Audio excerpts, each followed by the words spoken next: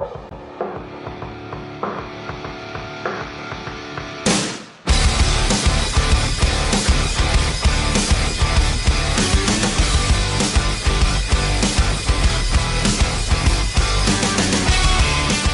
welcome to AFL Rewind, a look back at all things arena football, brought to you by Phenom Elite. I am your host, Tim Capper, along with my gentleman of gentlemen, John Stark, Woo-wee! And Ben Freccianelli. What up, what up? Welcome, guys. What's going on? You know what's insane right now? What's that? Is like John and I are in the same room. I which know. Is just wild style. Well, that's a first. That's a first. It's a first. For podcasting. I am in Maryland. I don't want to give away your town. The state of Maryland, visiting John in his home. We're sharing a microphone. It's very intimate.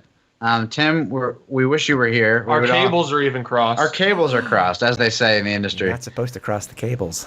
No. They advise you to not, but we're rule breakers. All right. Well, we are back in the mix. Yes. Tim, you want to go ahead and explain what the hell we're doing? I thought this league was done, Tim. Yeah, and it's in a very different way than what the AFL Tonight podcast was about. But AFL Rewind will be a look, not necessarily a weekly look, but it will be a look back at the Arena Football League. Whether you are a player, whether you were an executive, whether you were a coach, we want to be able to bring you interviews and stories from across the Arena Football League. And you could have played in 2019, you could have played in 1987, in 2000. We want to hear your stories, and we hope to bring you, the fans, along with us. Because with the unfortunate demise of the Arena Football League, we want to make sure that the stories are heard and that the history is remembered for what it was. Not necessarily a league that got into trouble X amount of times, but just the stories that happen on the field and off the field. And that's our goal. That's what our goal is going to be. So I don't think I can explain it any more than just that, right?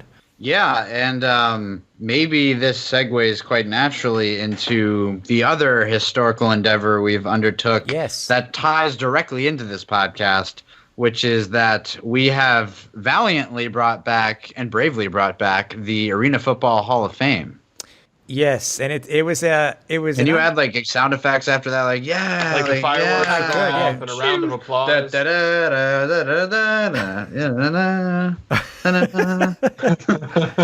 But it's an endeavor that we took up. I think the idea popped basically into our heads almost when the possible rumor of the league folding. It's something we wanted to bring back because the last class was back in 2014, and we were lucky enough first and foremost to have the help that we were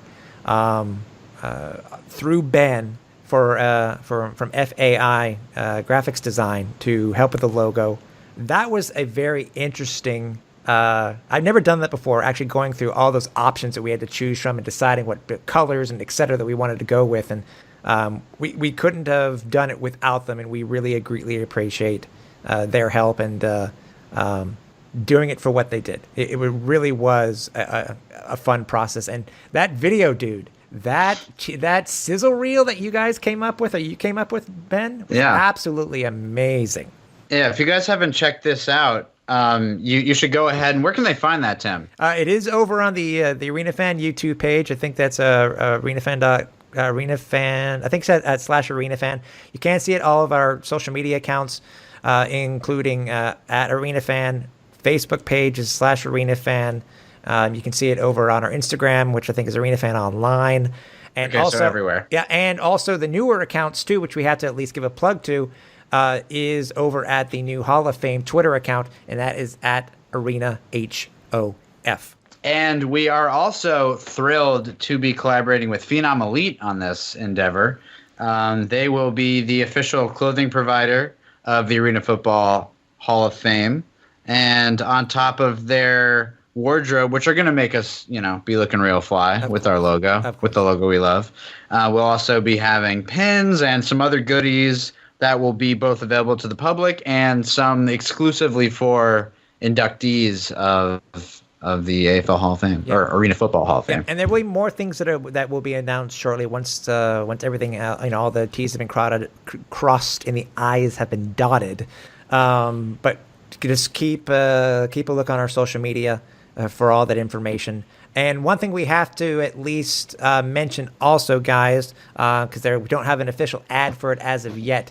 If you want to be able to not only listen to this podcast early, if you not only want to be able to be listed as a producer of this podcast, or if you want to go beyond that, if you want to become an actual member, an honorary member of the Hall of Fame selection committee, you can head over to our Patreon account, where we have 2 different tiers, which are pretty reasonable, where you can see all the different perks that we are going to be giving to you. If you head over to it's www.patreon.com/AF Hall of Fame. And as I said, there are quite a few perks there where you'll be able to join the be a Hall of Famer. Be a Hall of Famer. I'd love to be in the Hall of Fame. We'll see, Tim. I mean, we're the ones voting. I don't know if you've proved yourselves yet. Just, your people to my people, okay? Just let me know. Yeah, sure. That Hall of Fame is so AF. Yeah, it is AF. I tell you. And also the new Hall of Fame webpage also. That is at arenafootballhof.com. I tell you. Yeah. But yeah, it's, as I said, this is not necessarily going to be a weekly series. But I mean, if you want to suggest on somebody that we may want to talk to or get in touch with, let us know. Send me an email at tim.capper@arenafen.com, and whoever it may be, we want to be able to hear these stories. So put some good thought into it, and let us know who you want to speak with. With this episode is a 10-year vet of the Arena Football League, played with Dallas and Philadelphia. You know him as the Red Rocket, Dan Raudabaugh. Hey, Dan, thanks for joining us. Yeah, hey, guys. Hey, thanks for having me. Big privilege to get to be on the first one, and good to hear from you guys again. I think it's been a long time that we've actually spoken with you when it comes to one of the pods or whatnot, but give us a sort of an idea what it was like getting picked up by the Desperados for that first year in 2010. What was it like being a raw rookie in the AFL? Oh, yeah. Okay, so with the Vigilantes, it Yes. was in 2010. Yes. I snuck on the roster the last about 6 weeks of the season. I got a job from my boss at the moving company, was actually helping out assistant coaching for the Vigilantes, Eric Anderson. He's actually a former player way back when, I believe with Pittsburgh and Detroit, way back when. And I told him I could play a little ball. And he said, all right, why don't you come on out to practice? And I didn't know too much about arena football. It was that 2010 year Dallas was struggling a little bit. And I came out to practice, threw the ball around a little bit. They gave me a contract. And I think it was a Tuesday or Wednesday. Next thing you know, I'm traveling. We got a game against Oklahoma City. And I was trying to figure out how to keep the motion man on side still at practice. But it was fun. There was a lot of good veterans on that team. Phil Bogle was actually playing on that team. Larry Brackens, Derek Lee, Shane Stafford was actually the original starting quarterback, but had got hurt, but was helping out coaching. Will Pettis was on that team. I'm trying to think. Duke Pettijohn was on that team. Yeah, there was a lot of Eddie Desperados carryovers. Yeah, and just AFL. They had ownership from I believe it was Woody Kern, a former Tampa Bay owner, and he was able to get some former AFL guys in town, but boy, they couldn't piece it together. So those first few weeks, I was fresh out of college. My head was spinning. I was like, man, this is professional arena football. This is kind of crazy. And then we had gotten the brakes beat off us a couple weeks in a row, and then we beat Chicago in an overtime game. And Chicago was really talented that year. I believe they had Mickna, and we beat them in overtime. And I remember sitting on the bus by Bogle. I said, man, I feel like we just won the Super Bowl. He said, shut up, rookie. Oh, that's great. God, that's awesome. Being a rookie, being in professional football for the first time? I mean, were you hazed as a rookie or anything like that? Did the other, the longtime veterans kind of take you under their wing, or was it a trial by fire type of thing, being a rookie I mean, for me, because I got on towards the end of the season, I didn't have to go through camp. I think if I'd have gone through camp, I probably would have got hazed a little bit. But, I mean, I was this backup quarterback that, didn't know what I was doing. No one was paying me any attention. I was just trying to make sure I gave a good look on scout team and, and stay in my lane. I do remember I always sat by Bogle on the bus in a row right behind him and just tried to soak up any info from him. He always carried himself like a pro. And, once I got in that game, I got to start the last game at the Bossier City Battle Wings. Think of that. There's two teams that went defunct pretty quick.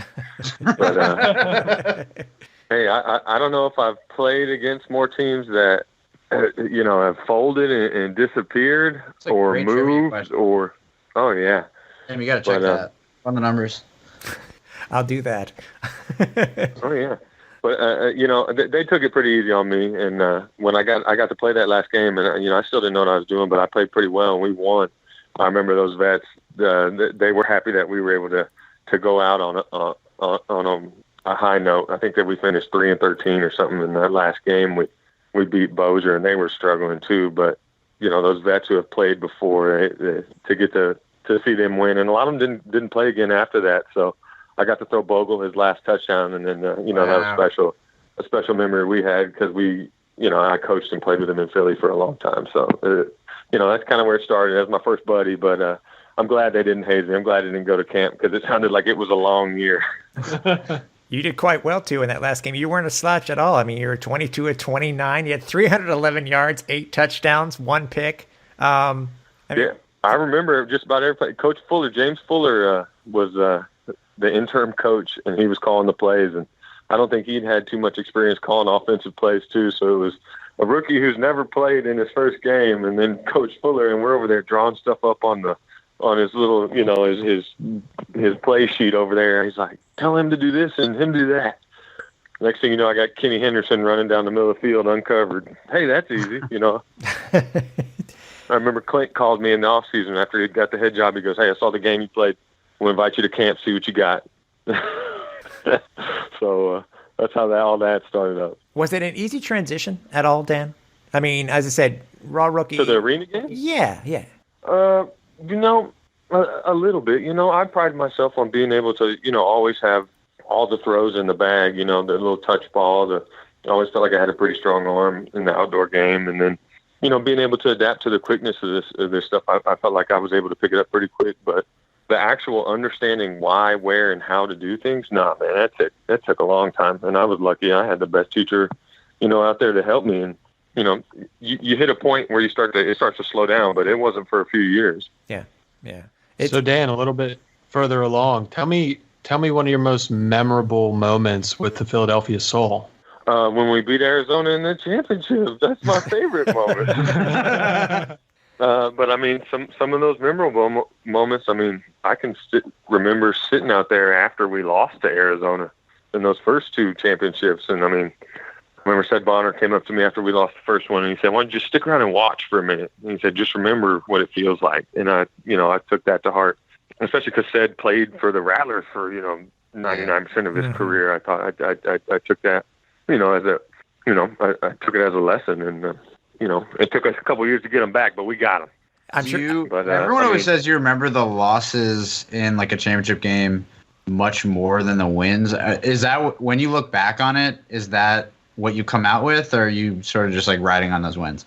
I mean, in the big ones, I mean, you remember every play of the big ones, win, lose, or draw. But I mean, I remember. Luckily, we won a lot more than we lost. Exactly. Yeah. So, you didn't really have that problem. It's easier for me to say that you remember those wins, but I think as a true competitor, you almost have to. The good ones, you got to hate losing more than you like winning. Right.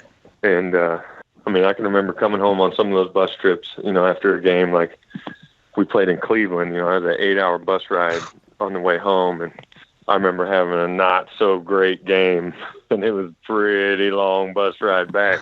But being able to ride on the bus and have someone like, Coach Dalzell, who he gets it. He plays the position. He knows they're not all great. And he would sit there and we'd talk about it for a while. And but then I remember too, we go down there and have a great game in Florida. You stay in Florida for a week and you beat up on Orlando and Tampa in a week. It's a good week. You remember those things with the guys. Yeah, hey, let's go to Florida in early March. It's still a little chilly in Philly. You talk about all the different cities that you mentioned there. Was there any particular place, Dan, that you loved to play the most? Obviously, away from being home. Not being at home, but a place you loved to play the most and then place you hated to play the most? Man, I loved going in the arenas when they were rocking. Like, I remember playing in Jacksonville and in 2011 when they were really hot, and we beat them. And that was the first time I got an experience like, whoa, this is awesome. I think there was 15,000 people there, and it was my first full year as a starter, and we went down there, and I said, man, how come we can't get the arena packed up like this? And we played a couple of conference championship games there and stuff, and I remember it really be rocking. You go down there in Jacksonville. Arizona always had a lively bunch. That was never my favorite spot to play, but I don't know. The Baltimore was never fun, and I know it's pretty recent, but I thought just the whole Baltimore experience was never very good. The arena wasn't great. Nobody there. The music, they crank the music when you're in the huddle, and for the 17 people in the crowd, like that one was never my favorite. But you think back to some of the smaller spots, it was fun to go to Iowa, and when they could get it going, that was fun stuff. And I mean, I like playing in Dallas too. That was a good thing. It was in front of my mom and dad my first year. I was still able to work a job and play, so I thought that was pretty cool. But I had a blast, man. Everywhere, each different spot had its own little nuance, little quirk about it that made it great. So I wish I could have kept some of them teams around for a little longer. They turned into a little bus league there, but those trips were fun, and we'll never forget them. Now, obviously, I think since this is not necessarily because it is the first show, but it's because you've been involved with the league for as long as you have, and I think it's fair to ask this question, and I hope the guys will agree with me. And when I ask this, but what, in your opinion, Dan, what do you think? What was the demise of the AFL? What caused it to collapse? Well, I mean, that comes down to probably guys writing checks or not writing checks. I don't know exactly what it was. It's definitely the business model. They couldn't figure out how to generate enough revenue. I don't know whether that, it wasn't on TV or it wasn't a marketable product. I mean, I remember one of the mottos for the 2011 Vigilantes team I was on, they would always post it on their social media and stuff. It was, you got to see it live. Because ask someone who ever went to an arena football game if they didn't have a blast, right? Yeah. And I think that was the problem, was just getting people in the door. And I mean, you gotta spread the word.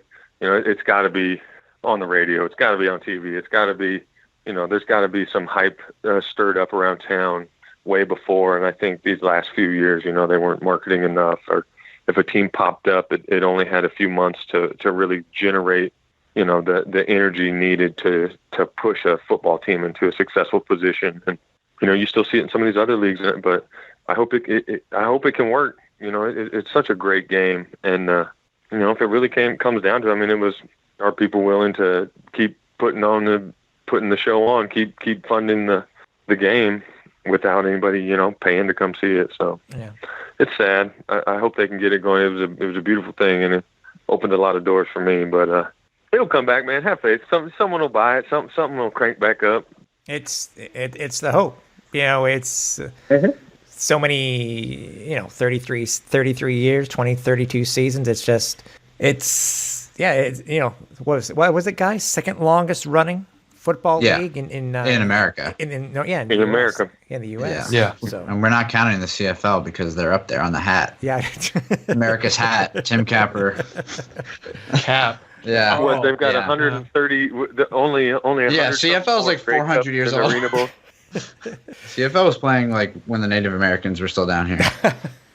But yeah, no, I totally agree. I think it's tough. I mean, we're all dealing with it, obviously. I mean, I'm glad. Yeah, what do you guys think happened? I mean, I've read a bunch of stuff, Yeah. I mean, my opinion is, I've been around the league since, back when it was on like NBC and stuff. So I've sort of seen the gambit of the attention it got, the national stage it was on. And like, that obviously I think worked to a degree. I mean, people were getting paid crazy amounts of money, and that wasn't going to work out long term. But there was a time when the AFL was so widely recognized as a thing in the U.S., like a sport and a thing to go to in your local city. That was obviously huge. But when the league recently bought the teams, I mean, we had the commish on a couple times where he like explicitly said having people at the games wasn't his priority. And I just doesn't that sound weird? It sounds weird to me. Like that seems like the only thing you should be focused on when it comes to a league like this, where the people in the seats, the communities, like that's what's driving the league. And I felt the league was always slowly getting away from that because they thought this national brand was more important than, a city like Albany that could drum up this local community to go crazy. Man, Albany came back the second they announced it, Albany was jamming. That was great. Yeah, full force from the start. And I wish we would have beat them, but if anyone's gonna win, that was probably the team we wanted to win as a league. Like, right? You know what I mean? It was like a commercial for league that game. And you were there too, Dan, for their inaugural game back in 2018. I remember coming up to you while you're, during pregame, and we all remember, Ben, especially you and John, the whole thing with Eddie Brown being there and the return, the actual return of an AFL team. And I'm sure, Dan, you remember how rocking that place was. Dude, that first game was probably louder than it was at the Arena Bowl. It was so loud. It was nuts. Yeah. It was nuts. My brain hurt. That's a good thing, man. Like, that, and that's what it. It's got to be in places like that where they care about it. Yeah, they're servicing a community. Like, there's a reason for this local group to really care and get behind something. Like, Albany doesn't have a major league team, and I always liked the AFL cities that were sort of the smaller, sort of mid-tier cities. Yeah, medium cities. Yeah, that really were filling a void in the community. Yeah, man. I remember when I first got in the league, and then I read War on the Floor. Oh, yeah. And I was able to relate to some of it because, I was still working my part-time job in season.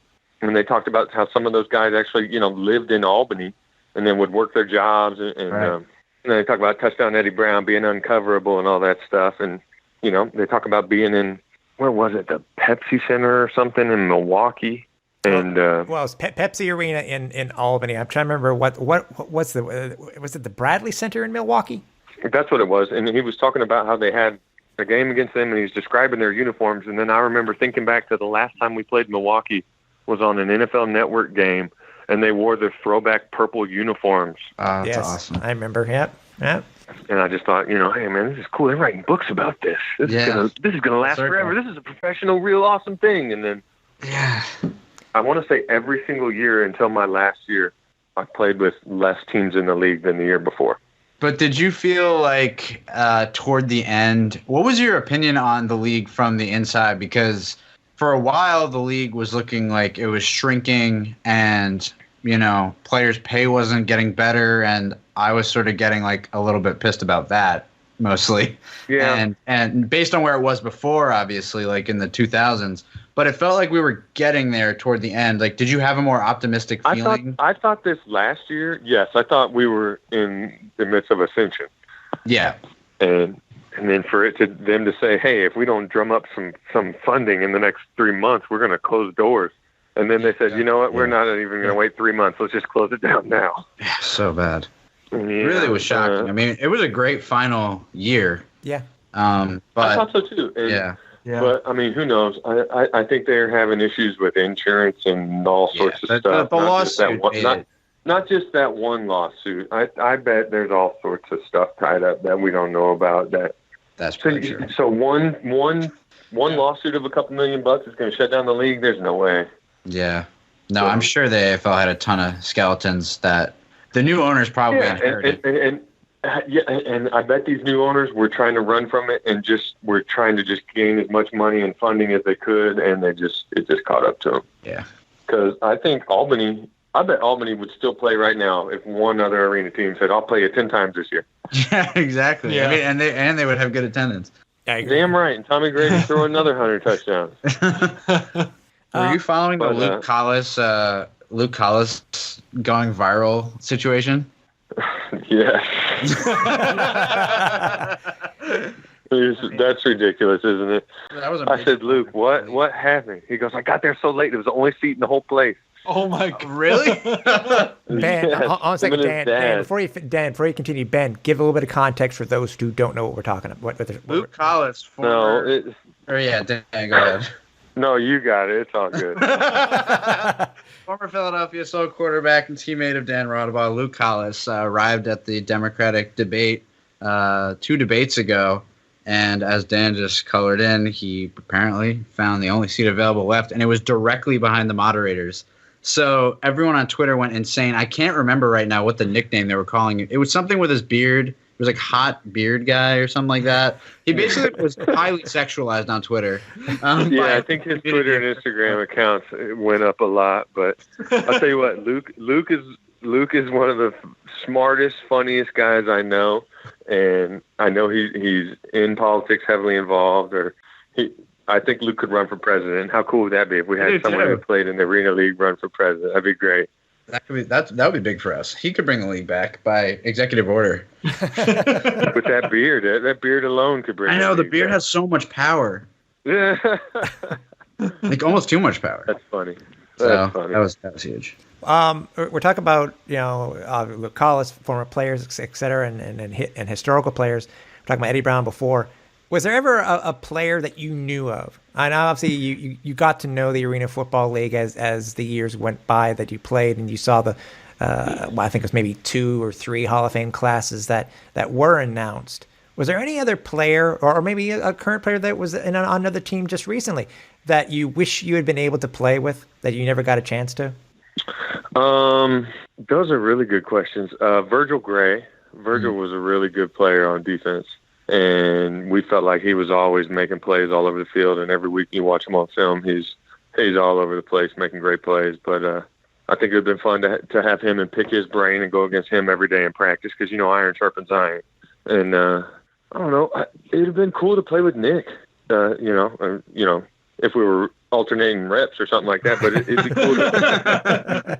It'd be cool to have another guy like that be able to talk shop and just bounce things off each other. But man, I got to play with some really good ones over the years, and the honor of playing against a lot of some other really good ones. So I had a blast, and I'll go to war with the guys I had against anybody. But Virgil I think would be a great one to be a teammate with. That's cool. Is there a player out there who may have had a reputation, whether it be good or bad, but the reputation was completely not warranted? And if you don't want to mention a player like that, I understand. But did you ever come across a player that, whether you're on a teammate or with somebody you played against? And his reputation was not warranted? Well, say for instance, if somebody was calling somebody, a prima donna, but in the actual case, it was just it was like a character on the field. It wasn't actually the case off the field. I don't know. They don't say the same thing about you too often if it isn't true. You know what I mean? But there's some guys I played with, who let their pads and their play do a lot more talking than you probably might think they would on the sideline. Like Reynolds, for instance. He's very soft-spoken. He's very smart. He's a great communicator, but he goes out there and plays real physical football, and it might be the opposite of what you think. Or somebody like Rayshon Kaiser. I remember Ray Kaiser, very quiet guy, but come game day, he's fired up out there, and he's making big play after big play, but you probably couldn't get a peep out of Ray all week. And then Adam Smith, the big old lineman, he's exactly what you think when you think of a big old lineman. So He's the opposite of what we're talking about. He is a big, stinky old lineman, but good player. But I mean, all my years in Philly, we had some really tight teams. So, nothing really stood out as someone we didn't think they were, or, we got to know them on and off the field. So I don't have any too good of examples of that, but Kaiser was a real quiet guy. And then on game day, he'd come alive. Okay. For those who don't know, is you're going to be taking up your first coaching job this year in one of the other indoor leagues in the IFL. Luckily, you're going to be paired with three other people that you have either had coaches or as teammates already. What's your thoughts right now on being a coach for the first time, being behind the clipboard, so to speak, and not being under center? Yeah, well, for one, it's I don't want to say I'm nervous, but I'm looking forward to calling that first play. You know, a lot of guys say, "Oh, I need to get that first hit, and then I'll be ready to go." Or it'd be nice to go out there and call the touchdown play on the first one. You know what I'm saying? Yeah. But and then everyone keeps asking me, "Is Clint really going to let you call the play?" I said, "Well, we better score on that first drive just to make sure." So. Did any part of you want to play, or were you just automatically? Yeah, like, man, I would love to continue to play, but you know, situation's not right now. Yeah. The IFL, these guys run around too much. I think that ship has gone and sailed. Not to say that I can't, I just don't want to. Right. It's a different I'm not trying to go out there and get smacked. That was part of the great thing about arena football is if you know what you're doing, you can protect yourself a little out there. So, right. You didn't go down that much. No, like, you know, Clint taught me and we mastered the quick game, and then I had some good linemen, and, you know, if you're holding the ball, I mean, Albany was able to do it, but traditionally holding the ball, going those 5-step routes for a long time, get your quarterback killed or, you know, get your receivers killed into the wall. But, you know, they made it work. But I'm looking forward to it. You know, I know Romaine and I will both be first-year coaches, but we've been in the same system for, you know, better part of a decade, and Coach really instilled a lot of trust in us our last few years in Philly too. And, you know, he probably would have called us coaches already. Mm-hmm. And, boy, Coach Ewart is, he's a blessing to have too, man. He is great to work with. Him and I have been working in the run game and getting all this hammered out. And he's got a lot of experience, and he's a good recruiter. And, I mean, and then you got Dalzell. He's probably the greatest coach I've ever been around, without a doubt. And it comes so naturally to him. He understands football. It's just another language to him that he just understands. And, you know, and we're going to do our best to put the kids in good situations. And, you know, if we've done our work recruiting, these kids will be able to go out there and make the plays. Time to make the donuts, you know. It's not always about the X's and O's. It's about the Jimmys and the Joes sometimes. I think if we had a title, that would be it right there. That's a good title. Jimmy's and the Joes. How much has Clint been like, I don't want to say a safety net, because I know that's like, you know, putting it kind of mildly, but did you feel much more comfortable going into this situation because he was along for the ride? Yeah, for sure. Well, I mean, anytime, I was just talking about this with someone recently as well, you know, it instills a lot of confidence in me to know that he's got that confidence in me. You know what I mean? Like, and I remember at a young age, a young arena age, in my first few years, I remember he stood up and he was talking to someone, and he said, you know, I'm taking this kid with me. You know, I only, you know, played a year or two, and, you know, that lets you know, hey, he trusts you, but you got to continue to grow and stay on his good side, because, you know, you're not going to keep around no one who's a loser. Right. And, you know, you got to be able to win games. And I think my work ethic, and, you know, he's been around me from, you know, 23 to 33. And, you know, you change a lot as a human and as a man in those years. And, you know, I'm very lucky. Like, I don't want to say safety blanket or safety net, but, man, I wouldn't want anyone else in my corner. And I'm glad that I get to be in his. But, I mean, when you're talking football, I mean, man, he's one of the best football minds I've ever seen. He let me play fantasy with him this year, and I got second place. Nice. Nice. You're very lucky throughout your career, Dan, when it came to injuries. I mean, we've seen some players, and it comes out at the end of the year that X quarterback or X wide receiver play the entire or the last half of the season with this, you know, with a rotator tear or whatnot. I know you had one recently. I know if it was you ripped something, if I'm not mistaken, and it hurt you in the playoffs. What's the story about an injury that you may have had that most fans may not have known about, that to at least let them know that you played through the pain, or you played through whatever ailment that you had to try to win them a championship? Yeah. I was looking at something the other day. I think I played 140 something straight games before I missed my first game, and I think it went from 2010 to 2018, sometime in the 2018 season. And if you count playoff games, I think it was like 140, 145 games in a row.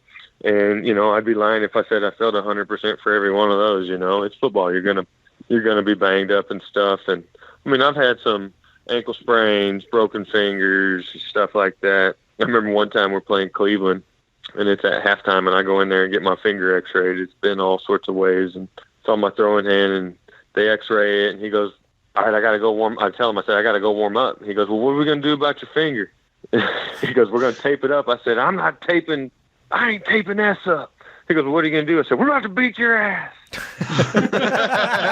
Excuse my language, but I can't remember if we won or lost. But my finger hurt the next day. But the worst one I can think of probably in the first round of the playoffs in 2016. We're playing Tampa, and we had to play in Lehigh Valley because they were doing renovations to the Wells Fargo.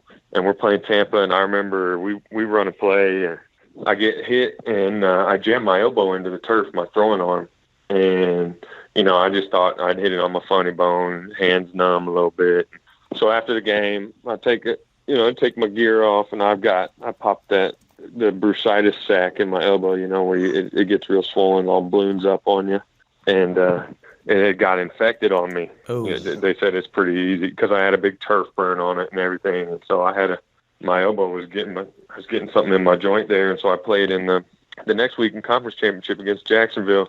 And on the first play of the game, I'm holding the ball. I get crushed, throw a pick six, and my arm goes right into the ground again. And it just my elbow about explodes. It's bleeding, it's pussing, it's nasty. It's 2 or 3 times the size. And so we played a game, and luckily we won. That's the game. Reynolds caught that ball in the corner. Out of the game? Nope. No, I'm over there. I remember like when you smash your hand or something, my hand is shaking on the sideline because I hit my elbow so hard. Clint goes, "You know why your arm's shaking? Because you're holding the damn ball." All right. That's what you get. And then after the game, they got a good look at me. They said, "Okay, you got to go to the hospital 7 a.m." And so I was in the hospital before that game in Arizona. I believe we had a bye week, but I spent 3 nights in the hospital up there getting my elbow, whatever was in there, staph infection or whatever, getting all that drained out and cleaned out. And I was on. So, the week before the Arena Bowl up there in the hospital, I remember I did my interview with Markowitz over the phone from the hospital bed. I never told him. Oh, my God. way. That's great. Wow. But it's a good detail, colors the history. Yeah. For sure. Wow, that's wild. Well, that's the exact story you asked for, Tim. Yeah, it was. There you go. I think it shows. Hey, like I said, I got lucky. Most of the time, sprained ankle or nothing too serious. I had an AC joint one year that was pretty painful. Tore my labrum. Yeah, that's the one I remember the most. Yeah, the labrum. I remember that. Yeah, I'd done it. I did it in the Baltimore game, and then I got crushed in the Albany game at home, and it just blew it all out. And I tried to play. I couldn't even reach under center to get a snap. Clinton goes, "I'm about to take you out." I said, "No, don't." And then I threw a pick to the jack on 3 plays later. He goes, "You're out." Oh. Well, I couldn't even reach up under the center. My arm was hurting so bad. So, but I'll tell you what, there's some guys who go out there and would play every week, and I don't know how, because I don't care what anyone says. That game, you got to be tough to play arena football, man, especially something like wide receiver, because you are going to get beat up. They're going to collision the motion. You're going to hit the wall. You're going to land on the AstroTurf.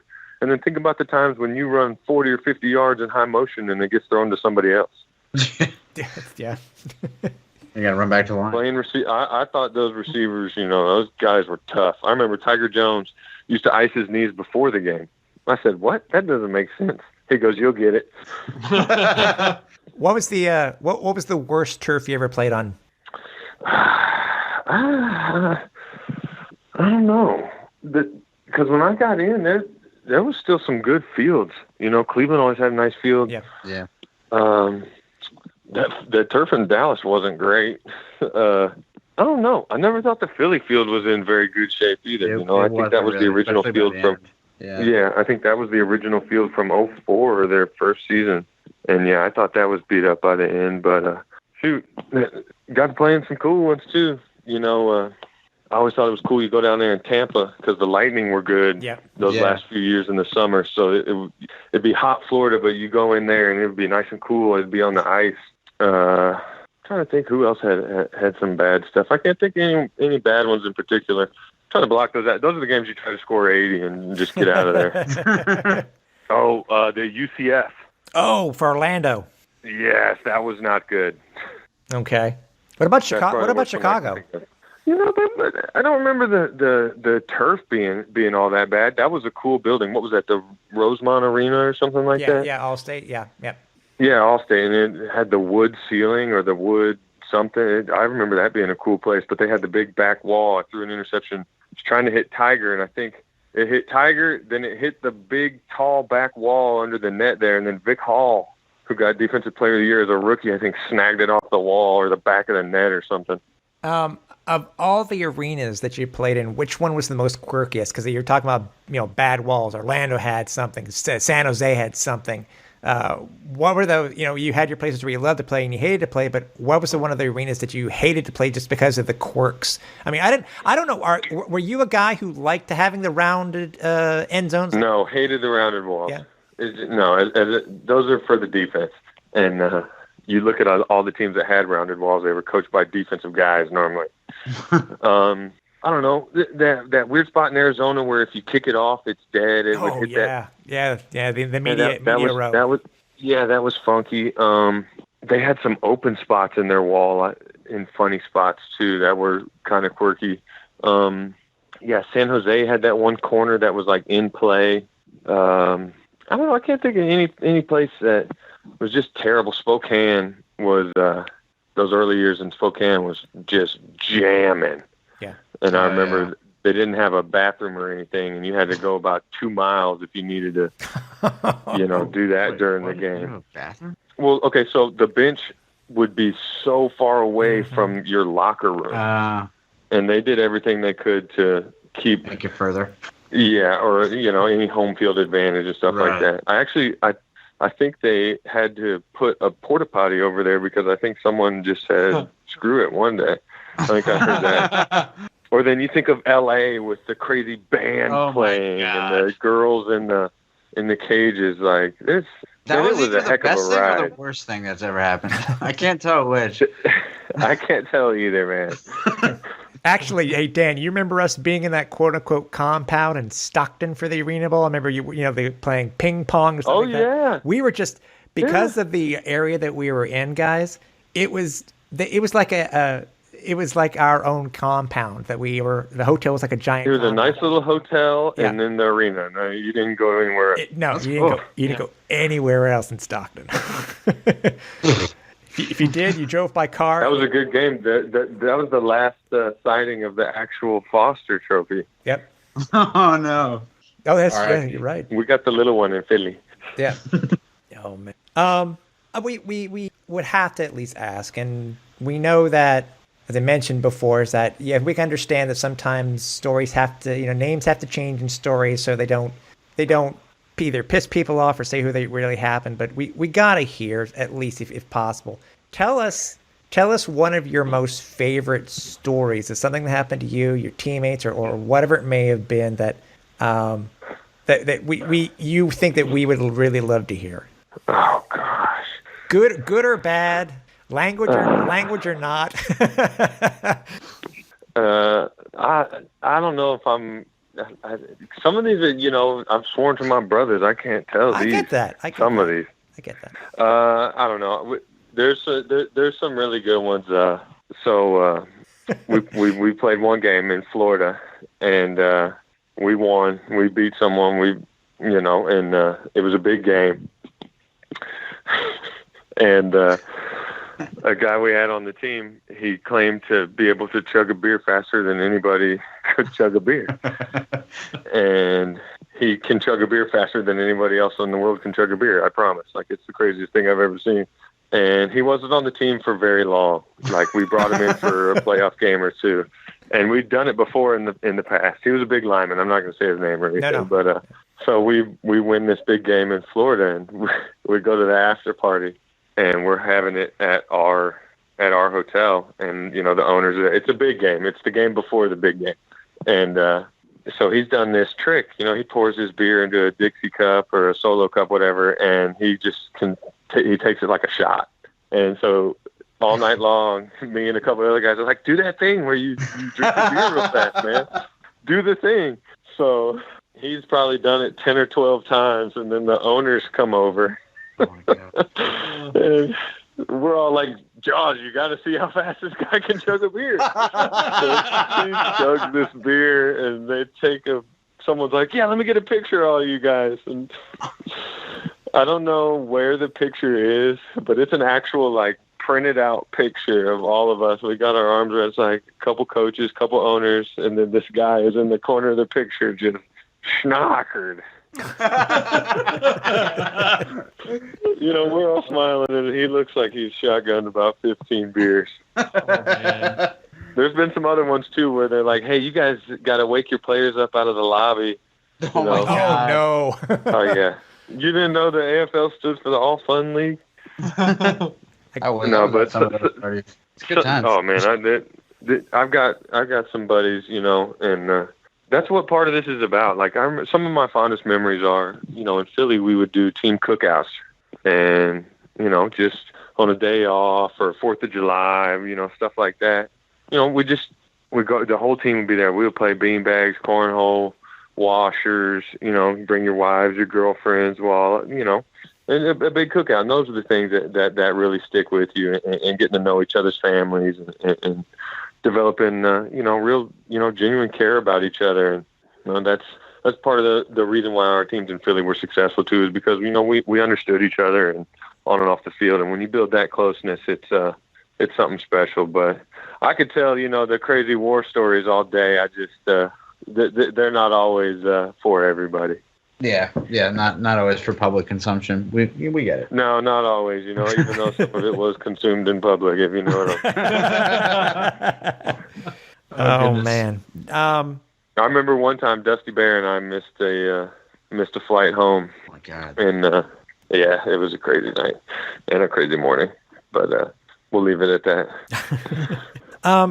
Dan, when people think of you as a quarterback in the Arena Football League, what you did for the city of Philadelphia, the championships that you brought them, the games that you won, what do you want fans, not necessarily of Philadelphia, but fans from across the Arena Football League, want them to remember you most about?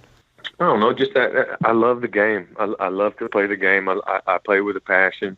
I try to leave it all out there every week. And, I liked being an ambassador for this league. I loved it when, they have a Philly commercial or something, and, you see fans from 2012 through 2018. I saw kids who started playing football when they were in 7th grade come to the Soul Camp, little skills camp that the team would hold. And then, my last few years here, they're graduating and going and playing college football and talking about how they used to go to Soul games. And, and it'd just be cool to be remembered as, a guy who left it all out there and really cared about the game of arena football and tried to, do it for what it was at its best. So, I don't know. I had a blast, man. I got to meet all sorts of cool people and all sorts of fans, and I'm sure I pissed off my share. When we were on the road, I let them know when we were winning. So I had fun, and I always loved it, how close, the fans could, the type of relationship you could build with the players in this game. And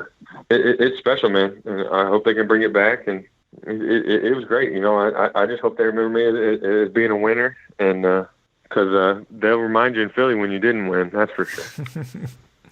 I think the one thing that all three of us have learned is that you get to know the player. You're just more than players yourself. You're actual human beings.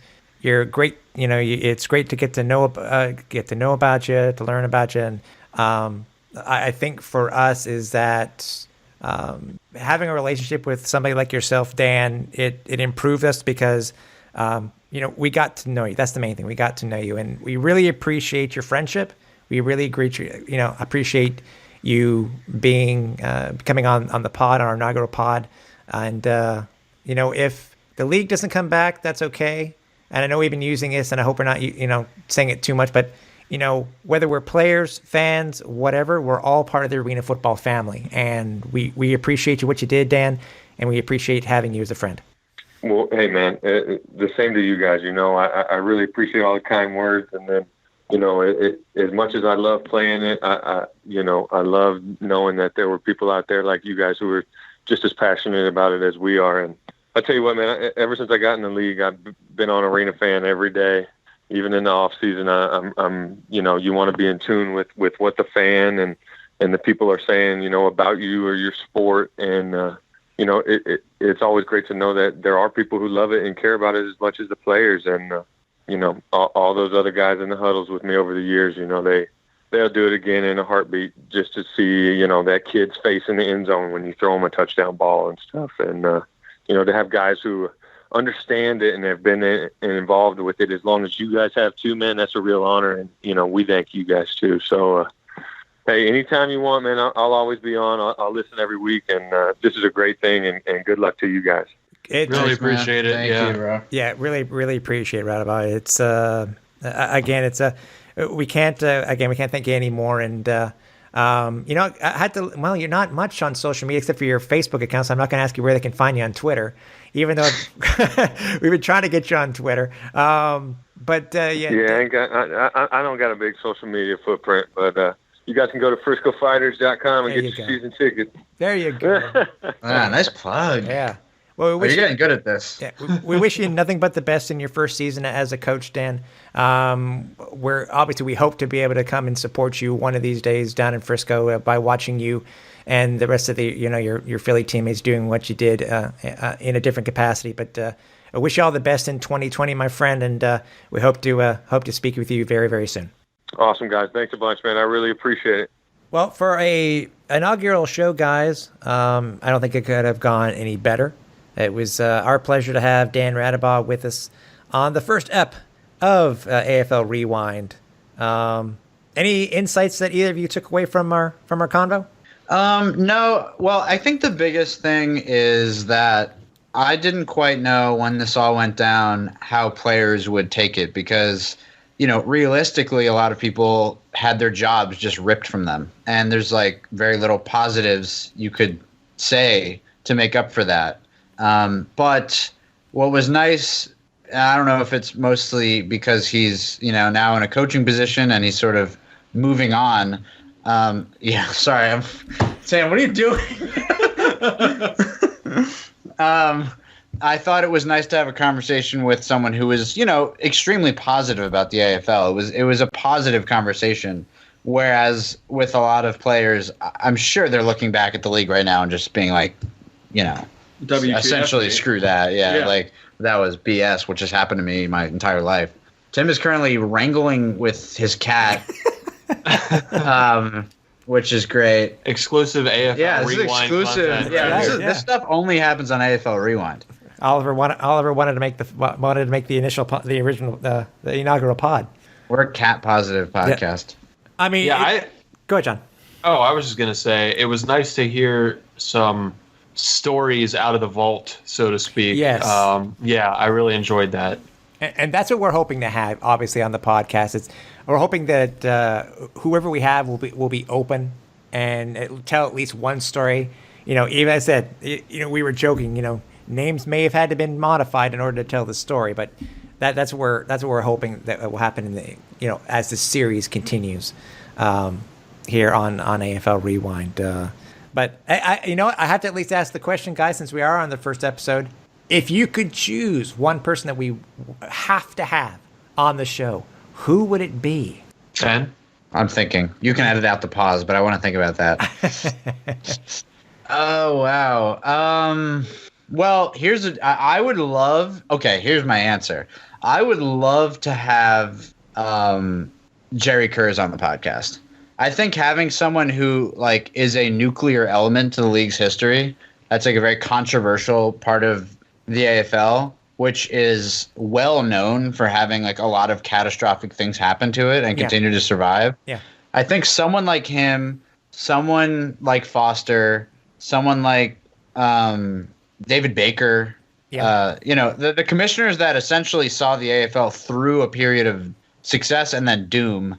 is interesting because it's such a fundamental part of what the league was. And just as a fan and as a player and as a coach, your experience with the AFL was always like, this is going great, this is going great, this is going great, this can't get any better. And then it just like collapses. So I think I would like to talk to those people if they're willing, and I doubt they would be. It's just sort of an interesting concept. Yeah.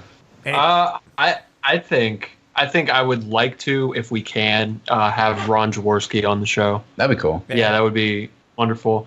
I'm sure we'll get to some notable players and some other big names from the league. But yeah, I think having Jaws on would be a good time. I'm just trying to think of who may be coming up as far as inductees or possible and finalists for the Arena Football Hall of Fame on their stories. And I think for me is our first episode, guys, where we get to talk with our very first inductee, whoever that may be. Yeah, because that's gonna be nice. As Dan said tonight off air, really, that I don't know how he felt what the Hall of Fame is and how much of an honor it is. And I'm looking forward to that. I don't know who it will be, but I'm just looking forward to something like that. So yeah, I'm very excited about the Hall of Fame, particularly because, and I've said this to you guys, I like that it's an active thing that we're taking part in that will reach people and hopefully honor the great guys of this league and really provide something in this void that a lot of people are experiencing, where the league is gone and they're like, well, what the hell am I supposed to do now? Mm-hmm. And obviously the Hall of Fame doesn't make up for that, but it is a necessary step that needs to be taken to solidify the history of this league, because the history is all that exists now. There is no league. It's just history. Yeah. And so solidifying that is, I think, an important step, and I'm really glad that we are all together on this to make it happen. Yeah, likewise. Like you said, solidifying, I think it will help close out a chapter. Hopefully a new chapter will open, though. But the boys need closure. Yeah, all the boys need closure. All the boys need closure. That John and I are holding hands and crying. It's fine. Well, guys, obviously with AFL tonight and it being retired, I'm stoked to have you guys along for the ride for the new beginning and for AFL Rewind, because we each have our own histories and everything that we've done and been able to take part. But again, these are going to be stories for you, the listeners. If you want us to speak with somebody in particular, send me an email at tim.capper@arenafan.com and keep an eye on our social media accounts for when the next episode will be available. So, John, Ben, again, thanks, boys, for joining us on this new adventure.